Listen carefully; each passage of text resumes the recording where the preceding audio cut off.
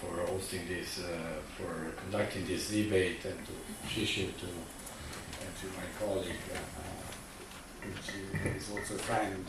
But I would say we talk, and we will talk about the FTA, but this is much more than FTA. I think that India is ever more a priority for Europe, and this is not rhetoric, as is a priority for my country. There are two main elements in this, I would say, reliability and trust, and complementarity. You said rightly, Anish, that we are in an era of geopolitical turmoil and predictable unpredictability. Well, in this context, I think the advantage of Europe is of being a reliable partner, consistently working with India on key tracks. Europe's approach is also peer-to-peer. Is a win-win rather than zero-sum game. So, is persuasion and agreement rather than, transactional approach. And so this upcoming summit, of course, we all hope that it will bring the mother of all deals. But in general, it will adopt an agenda that is ambitious, mutually beneficial, and future proven, and covers all the main sectors of interest. That are and this is a strength, the sectors we also, as member states, work on. I said reliability, trust, predictability, and also complementarity, because no deal is good unless it really corresponds to mutual interests. And we have a lot of structural convergences. It's not marginal to remember that we are ancient civilizations. And this favors better understanding with respect to other partners. If you also take one flagship initiative that is not necessarily the object of the summit, but is the object of the partnership, which is the IMEC initiative, which is the Abe said when he created the Indo-Pacific, the convergence of two seas. This is the convergence of the Indo-Pacific space and the Mediterranean, which is the cradle of European civilization. So this existed 2,000 years ago. It's not to cite Rome, which is also my city, but it existed when there was Emperor Augustus. And so IMEC is just a revamping in contemporary terms, because its goods at that time was black pepper, now it's containers of any good, and also the goods of our century, data, the flux of data between the two basins, because we are also two peninsulas in the respective seas. So India is Europe is India's first trading partner, is a technology-driven economy, and we want to attract businesses, investments, and talents, and combine European technologies and Indian scale and skills to build integrated and resilient value chains. And we all are witnessing how are badly needed. The size of the Indian economy and also the talent of the workforce makes India a competitive base for producing high-value components and products which can benefit European but global industry in return. Our companies are already here. And I think that the benefit of FTA will be seen also in terms of investment. One can think that is focused on trade, but trade is a driver of investment. So by opening up trade, you will encourage businesses to also invest if they realize that their product sell well. We have already 6,000 companies, European companies here. They directly employ 3 million people and indirectly millions. But we can grow together. Now let me give some reference, but it's not to advertising, it's just to give concrete examples of how the agenda of member states and the agenda of Europe are not disconnected, and so this framework is a multiplier for us. We supported since the beginning the conclusion of the FTA to turn strategic rhetoric into actionable deals. Our Deputy Prime Minister came twice in 8 months, and I would say discreetly, informally, but effectively helped consolidate consensus among the European partners. He's a close friend, for example, of Commissioner Šefčovič. He has been President of the European Parliament. He has been Industry and Transport Commissioner. And many of the initiatives that we have are in parallel, are in line with the European agenda. We both have a joint action plan, you with India, and Italy with India. We aim at investing in co-manufacturing, co-design, starting with non-competing areas, and this is the gist of of the approach that has been taken. Let's put aside the irritants of the red lines and let's focus on the convergences to reach a substantive agreement. I mentioned some sectors: waste to energy, renewables, industry and agriculture 4.0, defense, automotive, infrastructure, cultural, for example, technologies, space, innovation, much more. The list is long, and another advantage of Italy, as other countries, other European countries, is that, for example, now I can say Italy, I think the industrial system is made up of 90% by small and medium enterprises. I think this is very important for two aspects. First, because even if they are small, they are oftentimes global leaders in their own niche. So they bring interesting technologies. And the second aspect is that I think that India cannot rely only on big guys, both internally and externally.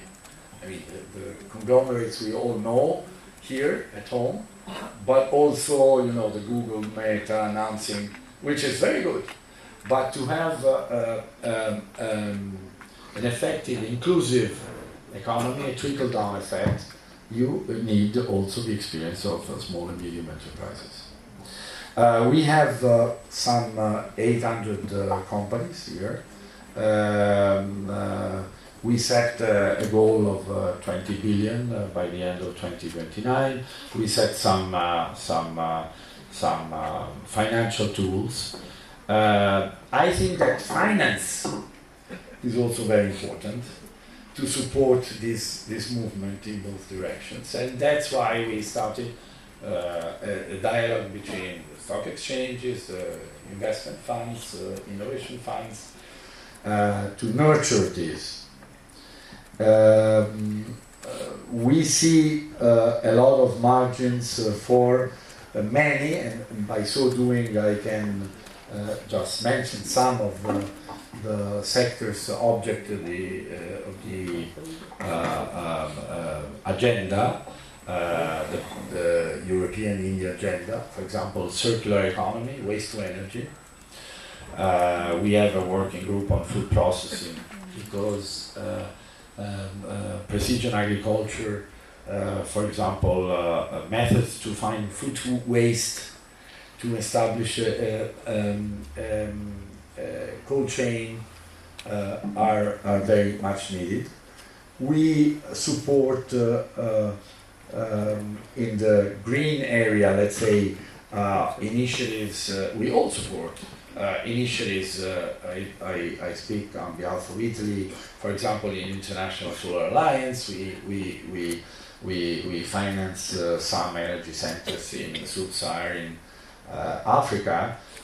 We collaborate within the Global Biofuel Alliance. We collaborate to the CDRI, the Coalition for the Resilience of Infrastructure to Climate Change. We have offered and conducted several capacity building programs throughout the region. There is a lot to do also in infrastructure, digitization, urban mobility, smart cities. There is a lot to do in technology, and from this point of view, India is an incredible partner, incredible India. I mean, in 10 years, 200,000 startups, third country in terms of unicorns, fourth country on the moon. And so we have a dialogue on science, innovation. We are working to set up an Italian innovation center in India to favor talents exchange between universities, research clusters. So we have MOUs on scientific collaboration and researchers' mobility and so on and so forth. So all this is much more than FTA, and all this is the future. Mutual academic qualification, recognition agreements, tourism, sports. In other words, people-to-people agenda. I think one of the most successful programs in Europe, inside Europe, and then outside, because it was exported, is Erasmus. They calculate that there are more than 1 million kids born by Erasmus couples. And this is a proof of how these really and concretely helped integration. And we have to do this with India, I think. Open our universities, less tuition fees, H1B much less expensive, and so on and so forth. And believe me, I mean a high degree of academic programs, and also quality of life, and also similarity in the lifestyle. Space, okay, space, defense, we are talking about the security agenda. And we started the G2G dialogue on space. We brought companies. We will have a reverse mission on space. We adopted an initiative on counter-terrorism financing. We multiplied, which was quite unprecedented, frankly speaking, port calls with our military ships in Indian ports. We did exercise together with the national flag and under the European flag.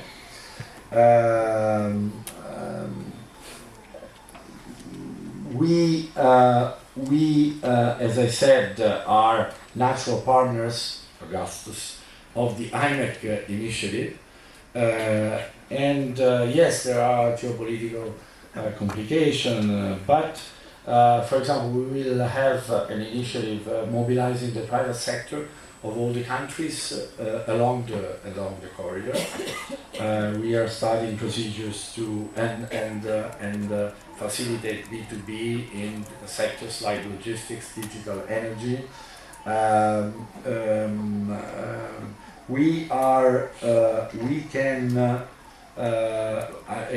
Italian company is building the cable underwater, creating a speed highway for data transmission from Genoa to Mumbai, and then also eastward in perspective to Singapore.